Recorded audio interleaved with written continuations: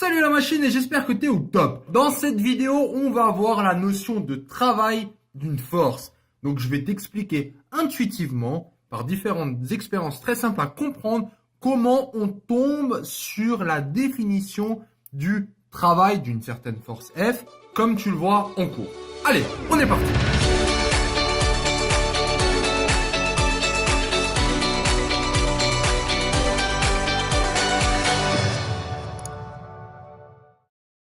Alors j'ai déjà fait une vidéo sur les forces, que je te conseille de voir, où je t'explique que la force c'est rien d'autre que la modélisation d'une action mécanique. Et maintenant, essayons de comprendre cette notion de travail qui va revenir souvent. Donc, dans la vie de tous les jours, quand est-ce qu'on dit qu'il y a travail? Ça peut être par exemple si on soulève une bouteille d'eau, on sent qu'il faut faire un travail.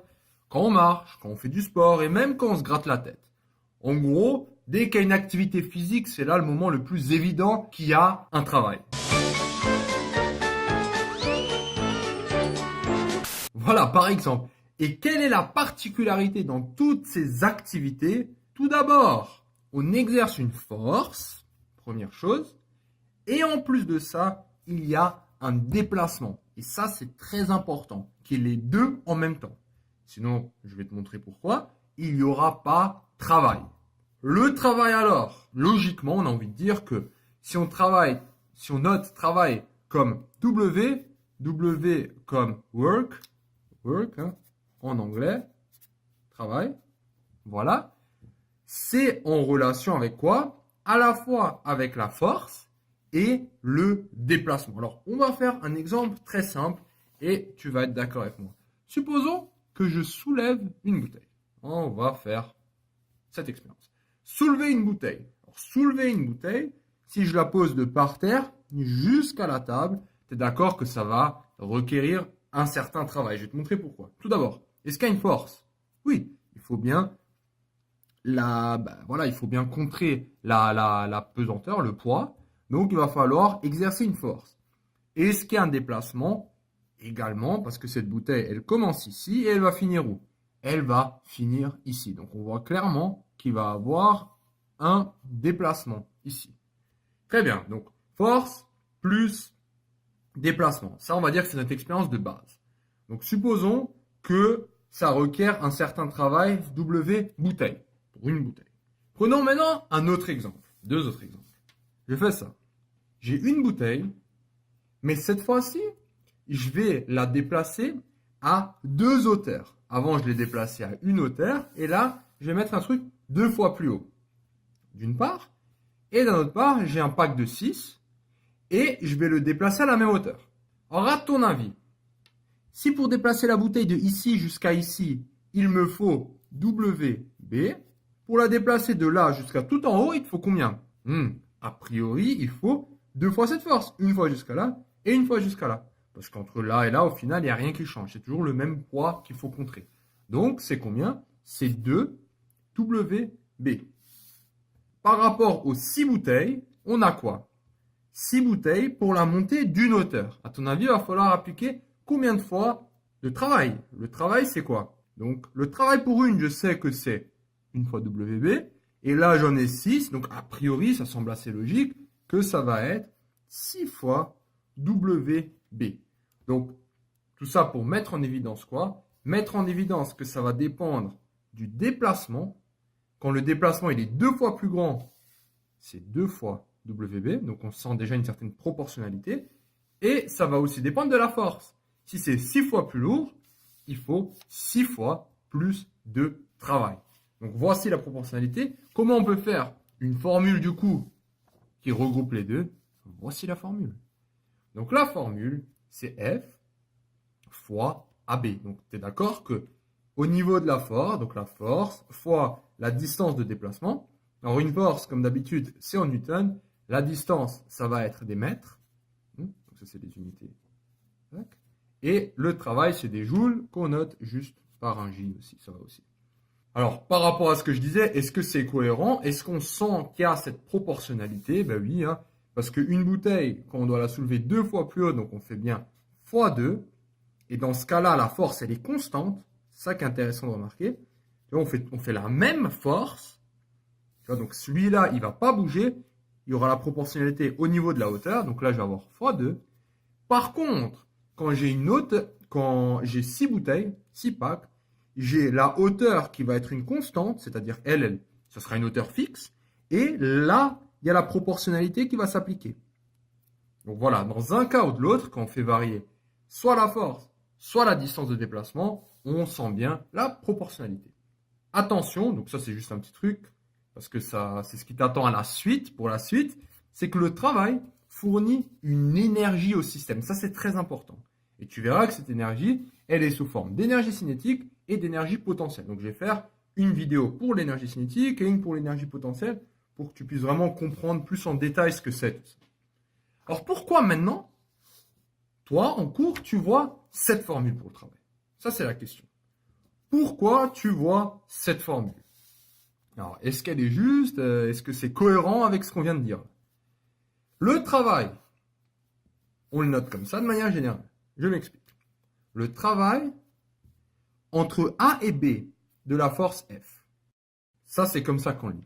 Donc, AB, ça va être la distance de déplacement et F, ça va être la force. Donc, c'est bien les deux choses qu'il nous faut. Déplacement et force.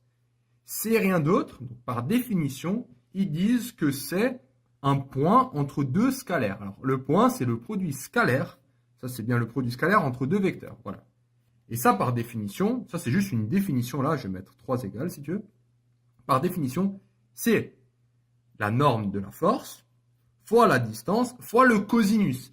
Le cosinus entre donc l'angle formé par la force et la distance de déplacement. Alors, on va appliquer ça à ce qu'on vient de voir. Et on va voir, est-ce que c'est logique? Est-ce qu'on retombe sur la formule que je t'ai énoncée au début? Maintenant, travail entre A et B. Donc, je note maintenant ici, c'est A, ici, c'est B. Travail entre A et B de la force F. Cette force, on va l'appeler F. Hein, on va tirer, ça va être la force F. C'est par définition F scalaire AB qui se note aussi. F fois AB fois le cosinus. Cosinus entre quoi et quoi? Cosinus entre la force et le déplacement. Alors le déplacement, il se fait vers quelle direction? Vers le haut. Donc il se fait vers là le déplacement. Et la force aussi. Donc l'angle, clairement, l'angle entre les deux, il est nul. Donc j'ai 0. Du coup, F, je l'appelle F, et H, c'est la hauteur. L'angle, c'est 0. Cosinus de 0, allez, cosinus de 0, ça fait bien 1. Donc, je tombe sur le résultat que je t'ai dit au début, F fois H. Et tout va bien. Donc, a priori, c'est déjà cohérent avec cette formule. On va prendre un cas un tout petit peu différent. C'est le cas le plus général possible. Observe cette situation. Si j'ai maintenant une bouteille qui est là, je l'ai juste couché cette bouteille, et je veux la monter d'ici vers ce point. Donc, on a bien cette hauteur H. Tu es d'accord que là, tu vas me dire, tiens, pour monter la bouteille de là à là, bah, il me faut, on va dire, un travail. Et si maintenant, je ne considère pas les frottements, et je dis, je vais aussi la monter là, sauf que je ne vais pas la monter par ce chemin, mais en la roulant jusqu'en haut. Tu es d'accord qu'au final, on va au même endroit, d'une certaine manière, hein, si je mets ça là, on va au même endroit. Pourtant, ça semble un peu logique que là, le travail va être plus grand. On a l'impression que en tout cas l'impression que le travail semble plus grand parce que tu vas me dire, mais attends, si c'est proportionnel à la force et au déplacement, la force elle est constante et le déplacement il est plus grand. Est-ce que tu te dis ça par hasard? Donc, dans l'idée, on a envie de conclure, le travail va être différent entre ces deux longueurs.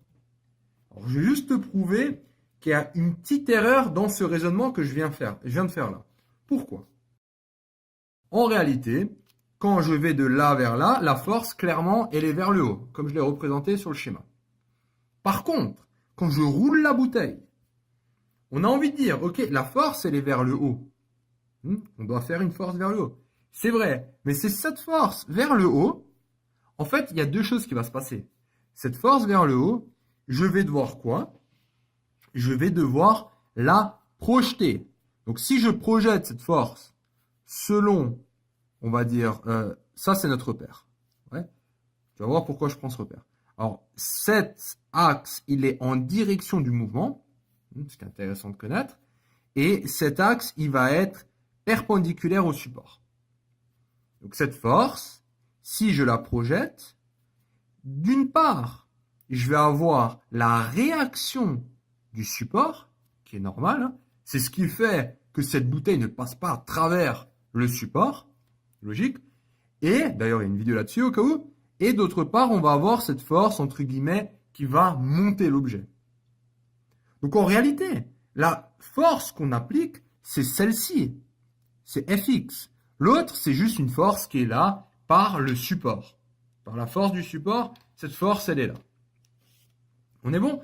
Donc, moi, ce qui m'intéresse, c'est pas F dans ce cas-là, c'est Fx. Donc maintenant, on va essayer de trouver Fx. Je le fais un tout petit peu plus grand. Fx, c'est ça. Et là, j'ai projeté, donc j'ai bien un triangle rectangle ici. Et quand j'ai un triangle rectangle, j'ai un angle ici. Je cherche le côté adjacent en fonction de l'hypoténuse. Hein. Angle droit, devant, c'est l'hypoténuse. Qu'est-ce que j'ai comme relation? K. C'est-à-dire cosinus de l'angle. Donc, cosinus de alpha est égal à adjacent. Adjacent, c'est bien ça. Fx sur F. On parle d'intensité là, plus de vecteur. Donc, j'obtiens Fx, c'est F fois cosinus de alpha. Donc, finalement, est-ce que c'est cohérent avec la définition du travail? Donc, ça va être Fx fois la distance AB. Hein, parce que la distance AB, c'est cette distance. Donc, c'est force fois déplacement. Hein, comme d'hab, hein, c'est ce que je te dis depuis le début. Force fois déplacement. Et donc, j'ai Fx qui est là et mon déplacement qui est là. Et ça, par définition, c'est quoi? Ben, l'angle alpha, c'est bien l'angle F et AB. Tu vois, l'alpha, en fait, il est juste là. Donc, c'est bien cohérent avec notre formule du produit scalaire.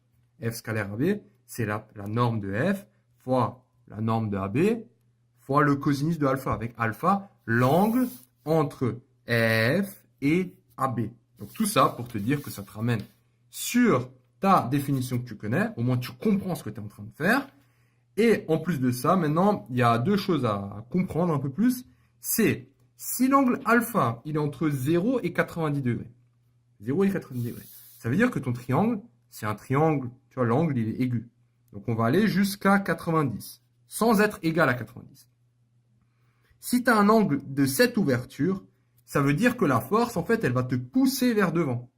Hein? C'est ce qu'on appelle une force motrice. Ouais, tu vas pousser, le truc va aider à monter. Par contre, si l'angle, il est pile égal à 90, en fait, par la définition, tu vas tomber F fois cosinus de 90 fois AB, et cosinus de 90, je te rappelle, hein, 90 degrés ou cosinus de pi sur 2, comme tu préfères, c'est égal à 0. Donc, dès que tu as un travail qui est perpendiculaire au mouvement, dès que le travail est perpendiculaire au mouvement, il n'y a pas de travail. Ça, c'est très important. Et la dernière option, c'est si tu as un angle, pas aigu, mais obtus. Si l'angle il est obtus, tu as le mouvement vers là, donc tu as un angle obtus, ce qui va se passer, c'est que tu vas être résistant au travail. Donc, tu as vraiment une force. Donc là, c'est moteur. Là, c'est résistance. Résistance. Et là, c'est un travail nul. Juste annuel. Voilà. Tu as le travail nul. OK? Donc, ça, c'est la formule. Et j'espère que ces applications, notamment avec les bouteilles et le cas le plus général possible, t'ont juste permis de bien assimiler cette notion. Voilà. Félicitations d'être arrivé jusqu'au bout de cette vidéo. Cette vidéo t'a plu? Ça tombe bien, il y en a encore. Sur matrix.fr, tu peux non seulement télécharger le résumé de cette vidéo, mais aussi retrouver tout ton programme avec plein d'exercices corrigés, étape par étape. Tu peux aussi défier tes amis dans des jeux et te mesurer à la communauté Matrix pour gagner un cadeau tous les mois. On se retrouve sur matrix.fr.